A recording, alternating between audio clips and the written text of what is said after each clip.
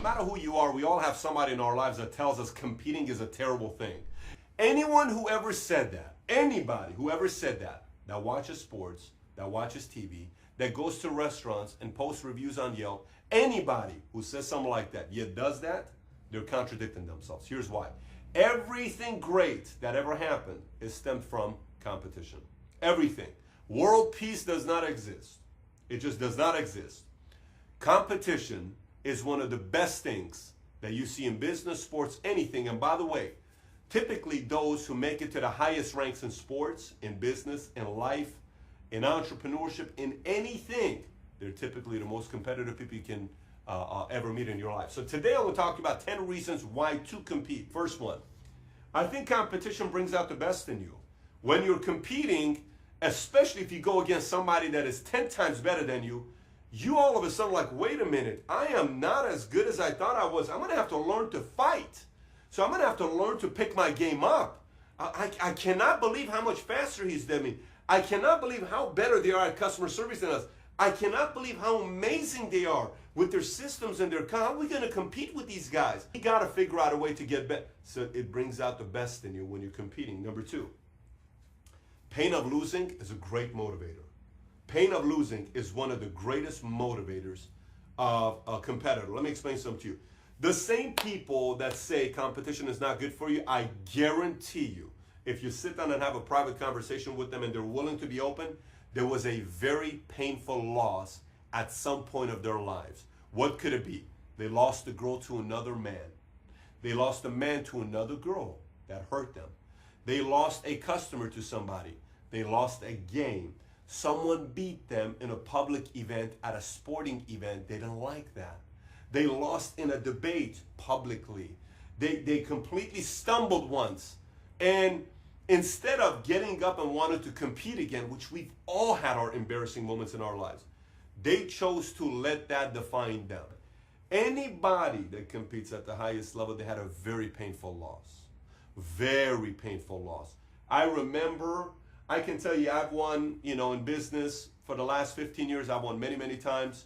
But I can tell you the ones I remember vividly are my losses.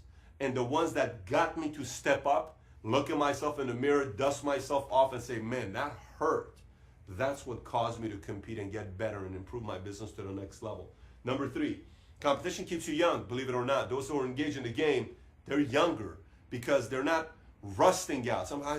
Man, what if I burn out? I would definitely rather burn out than rust out. I'd definitely rather be in the game. I'm like, man, let's go, let's get them.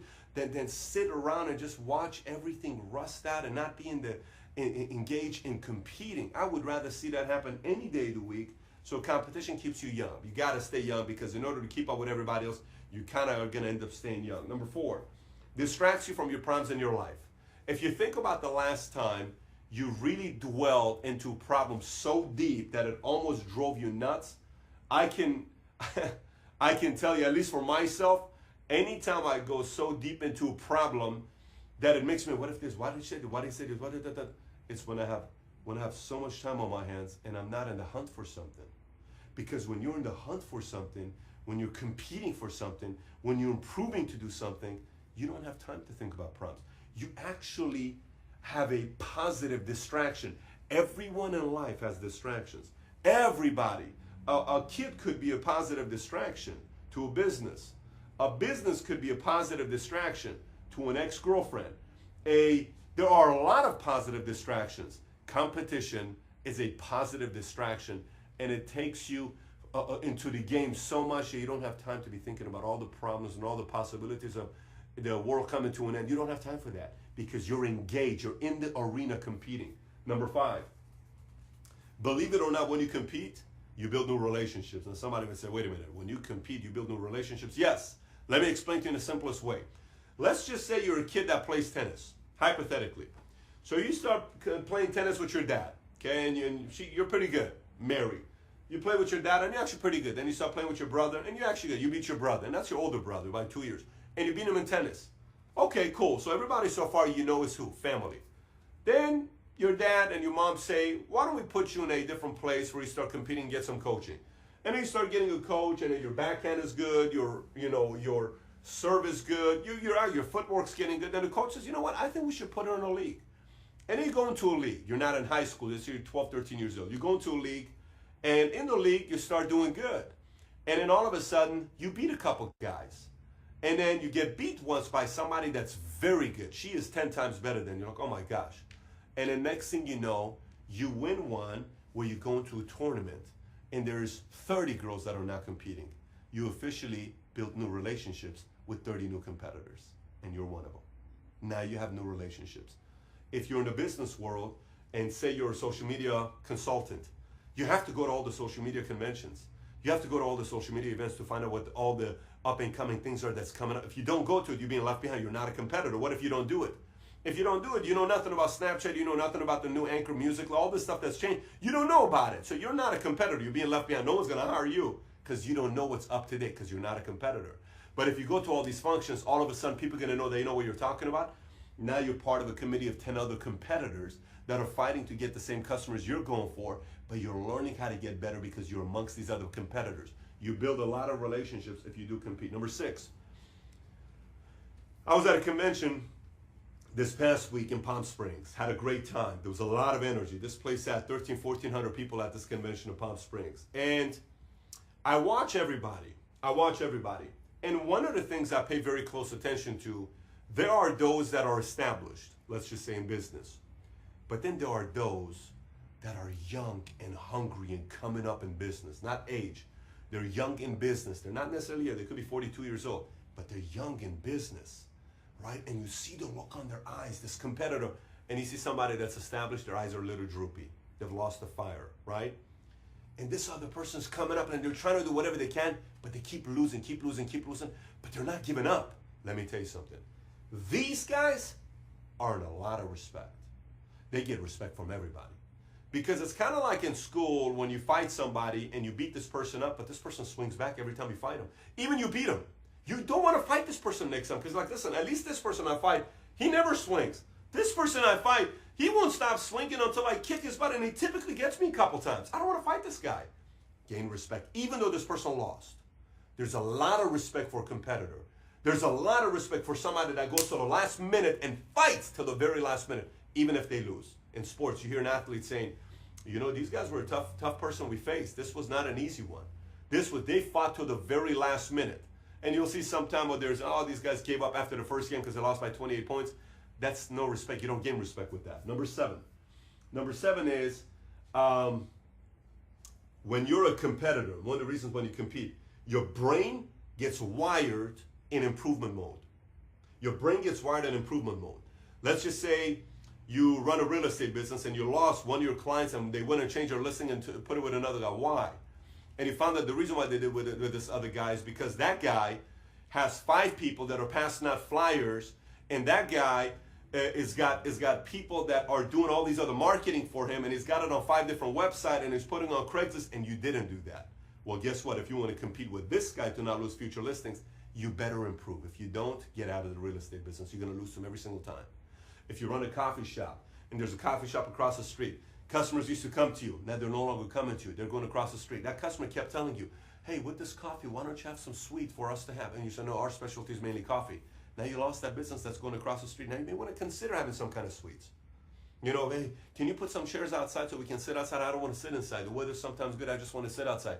No, we're only an inside cafe. You got to figure out a way to go a little bit outside because you got to figure out ways to improve, or you're going to lose the customers to the guys across the street. When you are a competitor, you're constantly going to be in the mode of improvement because someone's constantly going to be beating you. And by the way, to those of you that are watching this, that you're not choosing to be competitive, guess what? When businesses compete, guess who it serves? You and I. When restaurants compete, it serves you and I. When movie theaters compete, it serves you and I. When universities compete, it serves you and I because they're trying to make it better. I was at a USC meeting with the president of USC. We're sitting there. He invited 13 different people at this table. We're sitting there having lunch together, and he starts talking about how their goal is to raise $6 billion. And we ask, what are you raising $6 billion for? He says, we're building a cafeteria. It's a $1.5 billion project, and we're building a cafeteria identical from the Harry Potter movie. No way. Yes. Why? Because they want their kids to want to go to USC because these kids are accustomed to watching Harry Potter. They want to be able to say our cafeteria is cool because they're listening. Because the one school he mentioned the entire time we were raised sitting there was who? Harvard. USC wants to compete with Harvard. Think about that. That's impressive. If I got kids that want to go to a school and I know a guy like that is competing against Harvard, I'm interested in that because they want to make the school better for our kids. Competition. Number 8, fulfillment. There's a lot of excitement and fulfillment when you compete. There's certain excitement you get when you compete. I can't describe it to you. When people are in the arena competing, there's a certain sense of fulfillment. There's a lot of people right now say, did you see that picture with Michael Phelps? He's swimming and the other guy's looking at him. Man, that guy's a loser. That's why you focus on winners. I'm sorry. He's in the Olympics. He made it to the Olympics. That's pretty epic. I shared a picture of myself. But that guy's in the Olympics. He's fulfilled, man. He's going to say I was an Olympian. Now, obviously, there's a very small community of great ones. But at least he went and he made it to compete with the great one, even though the world's going to say he lost. To his family, he's an Olympian. For his kids, he's always going to say, Daddy was an Olympian. Daddy was an Olympian. Daddy was an Olympian. The girl, the gymnast that lost to the other girl who's just an absolute beast by 2 points, which is just incredible points. She's going to be an Olympian for the rest. Her kids are going to be very proud to have mommy be the girl that she is. Fulfillment. There's a lot of fulfillment when you compete. Number 9. When you compete, you attract a lot of other opportunities. I was having a meeting with our staff and I said, listen, if you work at our home office and you work with me and you're competitive and you're all about improving and pushing a little bit more than the rest, you're guaranteed to move up if you work with me. Because to me, competitive people are very valuable. Because they always want to move up. They always want to make things better. They always want to figure out ways to do it faster or better. I love having people on the team that are like that. I love having people that are coming. If they're not, I simply say, we're not the company for you. But if you are, we are the company for you. So other opportunities come from people like this. Other opportunities come out of nowhere from people like this. I was talking to one of our guys. We were driving to Fort Worth today, me and Tikran, and he started asking me questions about himself and all this other. I said, listen, let's face it, when you first got started with me, I was about to fire you. He says, I remember that. I said, but there's one thing that you got. You respond. I said, you respond. I gave you one challenge and it was your last challenge. In my mind, I had already given up on you. But I said I was so impressed with the way you came back. And you proved me wrong. And you came in, boom, you responded. It showed me you're a competitor. You want to be one of the best. His department, the company, is probably doing better than any other departments in the company because he's competitive. Okay? So he got other opportunities. He went from just having a regular position to now having a bigger position with the company that's involved in the leadership types of meetings that we have ourselves, where he's going and visiting all these other offices across the country. And last but not least, if you choose to compete, one of the reasons to compete, you eventually, now competitors are workers, just to keep them, I'm not saying you want to compete but you don't want to work. If you choose to compete, one of the reasons to compete, you eventually end up beating 95% of your competitors. 95% of your competitors, you end up beating. 95% of your competitors, you end up beating. If you keep consistently wanting to compete.